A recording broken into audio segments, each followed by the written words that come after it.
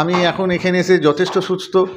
এখানটা আমি মানে আমার তো মনে হয় এতদিন যেভাবে ছিলাম এটা একটা পরিবারের মতন আমি পেয়েছি সবাইকে। সবচেয়ে বড় কথা এখানে যিনি রান্না করেন ওনার নাম হচ্ছে লক্ষ্মীদি মনে হচ্ছে। মানে কি বলবো, টাইম টু টাইম খাবার, টাইম টু টাইম সময়ে সব কিছু, জল ফুরিয়ে গেলে দেওয়া, এবং পারিপার্শ্বিক আদার্স যা স্টাফ রয়েছে তারাও খুব সুন্দর, টাইম টু টাইম ওষুধ খাওয়াচ্ছে, সব কিছু খাওয়াচ্ছে, এবং আমি এখানে খুব খুশি রয়েছি। চিকিৎসা কেমন হচ্ছে? চিকিৎসা খুব ভালো হয়েছে। এখানে পরিবেশ কেমন লেগেছে? আমি আগে পরিবেশ খুবই ভালো।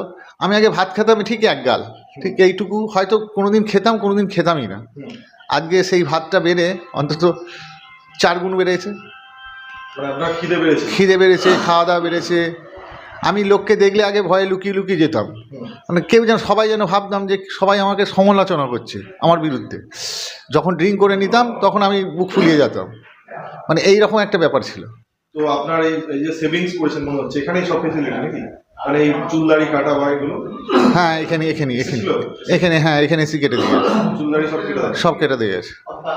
চুল দাড়ি কাটা, কাপড় কাচা, সব কিছুই তো করে দিচ্ছে প্রতিদিনের। আচ্ছা। তো সেক্ষেত্রে আপনার কি মনে হচ্ছে, আপনার যারা এই ধরনের মানসিকতায় থাকে বা এই ধরনের মদ্যপানের নেশা আক্রান্ত, তারা কি এই আমাদের এরকম ধরনের যে সেন্টারগুলো আছে এখানে এলে সুস্থ হতে পারবে? অবশ্যই পারবে। বিশেষ করে এইখানে আমার তো মনে হয় কেউ যদি আসে, যা এখানকার যা পরিবেশ বা এখানকার যেসব স্টাফ রয়েছে তাদের যা ভালোবাসা, তাতে যথেষ্ট সুস্থ হয়েই বাড়ি যাবে তারা। এবং নেশাগ্রস্ত পরিবার যারা খুব কষ্টে আছে, হয়তো জানে না এরকম ধরনের ফেসিলিটি, ডাক্তারবাবু বা একটা ঘরোয়াভাবে চিকিৎসা হয়, তো তাদের উদ্দেশ্যে আপনি কি বলবেন? তাদের উদ্দেশ্যে বলবো, যদি আপনারা কোনোভাবে যোগাযোগ করতে চান এখানে আসুন, দেখুন। আমার তো মনে হয় যে মানুষটাকে হারিয়েছিলেন সেই মানুষটা আবার ফিরে আসবে।